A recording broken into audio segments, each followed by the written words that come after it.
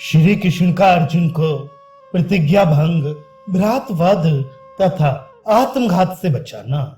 अर्जुन बोले, श्री कृष्ण कोई बहुत बड़ा विद्वान और बुद्धिमान मनुष्य जैसा उपदेश दे सकता है तथा जिसके अनुसार आचरण करने से हम लोगों का कल्याण होना संभव है, वैसी ही बात आपने बताई है। आप हम लोगों के माता पिता के तुल्य हैं, आप ही परम गत हैं, इसलिए आपने बहुत उत्तम बात बताई है। तीनों लोकों में कहीं कोई भी ऐसी बात नहीं है जो आपको विदित ना हो, अतः आप ही परम धर्म को पूर्ण रूप से तथा ठीक ठीक जानते हैं। अब मैं राजा युधिष्ठिर को मारने योग्य नहीं समझता। मेरे इस प्रतिज्ञा के संबंध में आप ही अनुग्रह करके कुछ ऐसी बात बताइए जिससे इसका पालन भी हो जाए और राजा का वध भी ना होने पाए। भगवान, आप तो जानते ही हैं कि मेरा व्रत क्या है।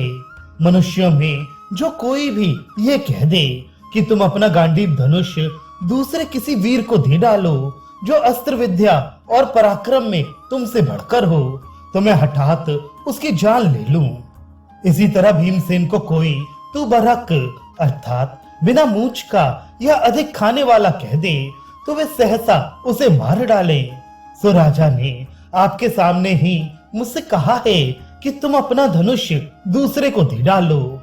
ऐसी दशा में यदि मैं इन्हें मार डालूं तो इनके बिना एक क्षण के लिए भी मैं इस संसार में नहीं रह सकूंगा, और यदि इनका वध ना करूं तो प्रतिज्ञा भंग के पाप से कैसे मुक्त होऊंगा।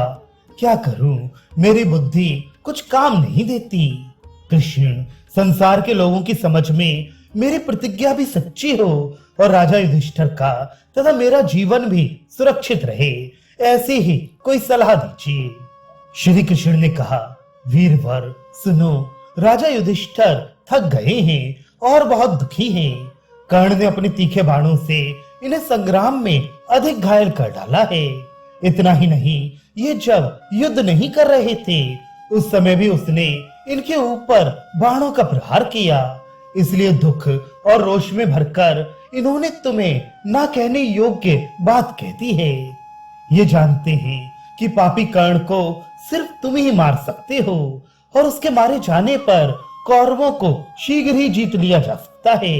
इसी विचार से इन्होंने वे बातें कह डाली हैं, इसलिए इनका वध करना उचित नहीं है।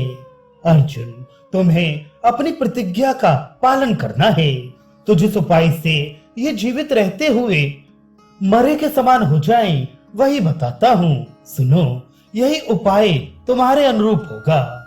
सम्माननीय पुरुष संसार में जब तक सम्मान पाता है तब तक ही उसका जीवित रहना माना जाता है। जिस दिन उसका बहुत बड़ा अपमान हो जाए उस समय वह जीते जी मरा समझा जाता है। तुमने, भीमसेन ने, नकुल सहदेव ने तथा अन्य वृद्ध पुरुषों एवं शूरवीरों ने राजा युधिष्ठिर का सदा ही सम्मान किया है। आज तुम उनका अंशतः अपमान करो। यद्यपि युधिष्ठिर पूज्य होने के कारण आप कहने योग्य हैं, तथापि इन्हें तू कह दो। गुरुजन को तू कह देना उनका वध कर देने के ही समान माना जाता है। जिसके देवता अथर्व और अंगिरा हैं, ऐसी एक सर्वोत्तम श्रुति बताई जाती है। अपना भला चाहने वालों को बिना विचारे ही इसके अनुसार बर्ताव करना चाहिए। उस श्रुति का भाव ये है, गुरु को तू कह देना उसे बिना मारे ही मार डालना है। इसलिए जैसा मैंने बताया उसी के अनुसार तुम धर्मराज के लिए तू शब्द का प्रयोग करो। तुम्हारे मुख से अपने लिए तू का प्रयोग सुनकर धर्मराज उसे अपना वध ही समझेंगे। इसके बाद तुम इनके चरणों में प्रणाम करके सांत्वना देना और अपनी कही हुई अनुचित बात के लिए क्षमा मांग लेना। तुम्हारे भाई राजा युधिष्ठिर समझदार हैं, ये धर्म का ख्याल करके भी तुम पर क्रोध नहीं करेंगे। इस प्रकार तुम मिथ्या भाषण और भ्रातवध के पाप से छूटकर प्रसन्नता पूर्वक सूत पुत्र कर्ण का वध करना। अपने सखा भगवान श्री कृष्ण का वह वचन सुनकर अर्जुन ने उनकी बड़ी प्रशंसा की। फिर वे हठपूर्वक धर्मराज के प्रति ऐसे कटु वचन कहने लगे जैसे पहले कभी नहीं कहे थे। वे बोले, तू चुप रहे, ना बोल। तू तो खुद ही लड़ाई से भागकर एक कोस दूर आ बैठा है। तू क्या उलाहना देगा? हाँ, भीमसेन को मेरी निंदा करने का अधिकार है, क्योंकि वे समस्त संसार के प्रमुख वीरों के साथ लड़ रहे हैं, शत्रुओं को पीड़ा पहुंचा रहे हैं।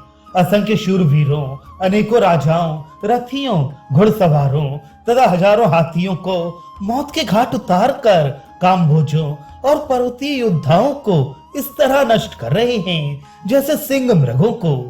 तू अपने कठोर वचनों के चाबुक से अब मुझे ना मार, मेरे कोप को फिर ना बढ़ा।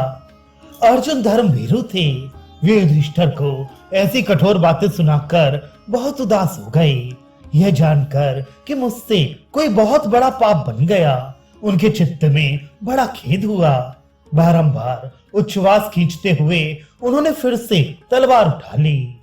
ये देखकर श्री कृष्ण ने कहा, अर्जुन, ये क्या, तुम फिर क्यों तलवार उठा रहे हो? मुझे जवाब दो। तुम्हारा अभीष्ट सिद्ध करने के लिए मैं पुनः कोई उपाय बताऊंगा। पुरुषोत्तम के ऐसा कहने पर अर्जुन दुखी होकर बोले, भगवान, मैंने जिद में आकर भाई का अपमान रूप महान पाप कर डाला है, इसलिए अब अपने इस शरीर को ही नष्ट कर डालूंगा। अर्जुन की बात सुनकर भगवान ने कहा, पार्थ, राजा युधिष्ठिर को तू मात्र कहकर तुम इतने घोर दुख में क्यों डूब गए? उफ, इसी के लिए आत्मघात करना चाहते हो? अर्जुन, श्रेष्ठ पुरुषों ने कभी ऐसा काम नहीं किया है। धर्म का स्वरूप सूक्ष्म है और उसको समझना कठिन।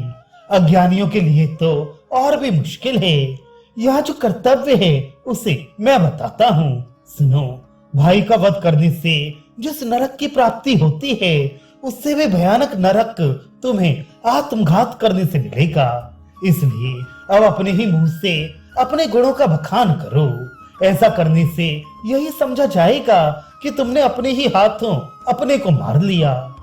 ये सुनकर अर्जुन ने श्री कृष्ण की बातों का अभिनंदन किया और तथास्तु कहकर धनुष को नवाते हुए वे युधिष्ठिर से बोले, राजन, अब मेरे गुणों को सुनिए। पिनाकधारी भगवान शंकर को छोड़कर दूसरा कोई भी मेरे समान धनुर्धर नहीं है। मेरी वीरता का उन्होंने भी अनुमोदन किया है।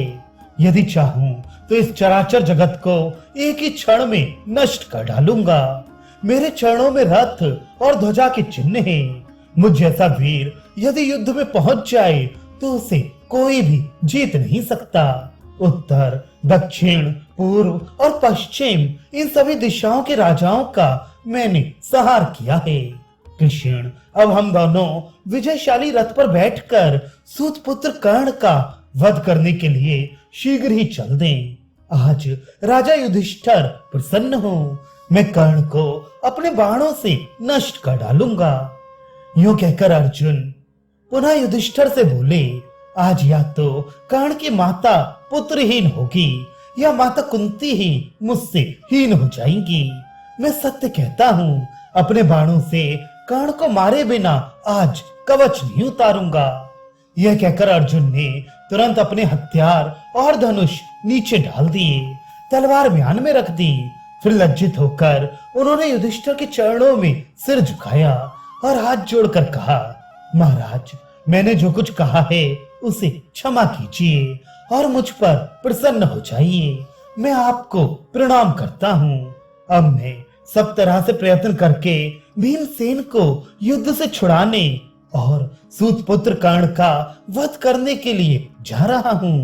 राजन, मेरा जीवन आपका प्रिय करने के लिए ही है, ये मैं सत्य कहता हूँ। ऐसा कहकर अर्जुन ने राजा के दोनों चरणों का स्पर्श किया और फिर वे रणभूमि की ओर जाने को उद्यत हो गए। धर्मराज युधिष्ठिर अर्जुन के कठोर वचनों को सुनकर अपने पलंग पर खड़े हो गए। उस समय उनका चित्त बहुत दुखी हो गया था। वे कहने लगे, पार्थ, मैंने अच्छे काम नहीं किए हैं, इसलिए तुम लोगों पर घोर संकट आ पड़ा है। मेरी बुद्धि मारी गई है। मैं आलसी और डरपोक हूँ, इसलिए आज वन में चला जाता हूँ। मेरे न रहने पर तुम सुख से रहना। महात्मा भीमसेन ही राजा होने के योग्य हैं, मैं तो क्रोधी और कायर हूँ। अब मुझ में तुम्हारी ये कठोर बातें सहन करने की शक्ति नहीं है। इतना अपमान हो जाने पर मेरे जीवित रहने की भी कोई आवश्यकता नहीं है। ये कहकर वे सहसा पलंग से कूद पड़े और वन में जाने को उद्यत हो गए। ये देख भगवान श्री कृष्ण ने उन्हें प्रणाम करके कहा, राजन, आपको तो सत्य प्रतिज्ञ अर्जुन की ये प्रतिज्ञा मालूम ही है कि जो कोई उन्हें गांडीव धनुष दूसरे को देने के लिए कह देगा वह उनका वध होगा। फिर भी आपने उन्हें वैसी बात कह दी। इससे अर्जुन ने अपनी प्रतिज्ञा की रक्षा करते हुए मेरे कहने से आपका अनादर किया है। गुरुजनों का अपमान ही उनका वध कहलाता है। इसलिए मैंने तथा अर्जुन ने जो सत्य की रक्षा को दृष्टि में रखकर आपके साथ न्याय के विरुद्ध आचरण किया है, उसे आप क्षमा कीजिए। हम दोनों ही आपकी शरण में आए हैं, मेरा भी अपराध है। इसके लिए आपके चरणों पर गिरकर क्षमा की भीख मांगता हूँ। आप मुझे भी क्षमा कर दें। आज ये पृथ्वी पापी कर्ण का रक्तपान करेगी। मैं आपसे सच्ची प्रतिज्ञा करके कहता हूँ, अब सूत पुत्र को मरा हुआ ही मान लीजिए। भगवान की यह बात सुनकर युधिष्ठिर ने सहसा उन्हें अपने चरणों पर से उठाया और हाथ जोड़कर कहा, गोविंद, आप जो कुछ कहते हैं बिल्कुल ठीक है। सचमुच ही मुझसे ये भूल हो गई है। माधव, आपने ये रहस्य बताकर मुझ पर बड़ी भारी कृपा की, डूबने से बचा लिया। आज आपने हम लोगों की भयंकर विपत्ति से रक्षा की। आप जैसे स्वामी को पाकर ही हम दोनों संकट के भयानक समुद्र से पार हो गए। हम लोग अज्ञानवश मोहित हो रहे थे। आपकी ही बुद्धि रूप नौका का सहारा ले अपने मंत्रियों सहित शोक सागर के पार हुए हैं। अच्युत, हम आपसे ही सनाथ हैं।